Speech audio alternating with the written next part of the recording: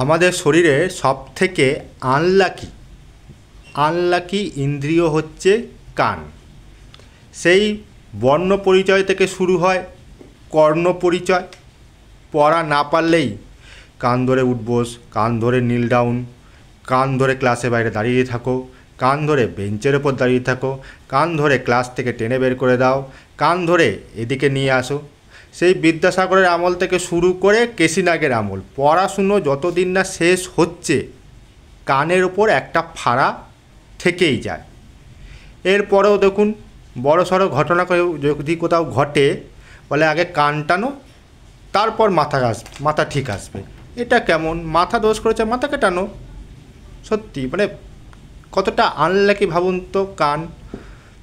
কানের প্রতি যদি আপনাদেরও সমান রকম সহানুভূতি থাকে তাহলে ভিডিওটাকে লাইক দিয়ে দেবেন।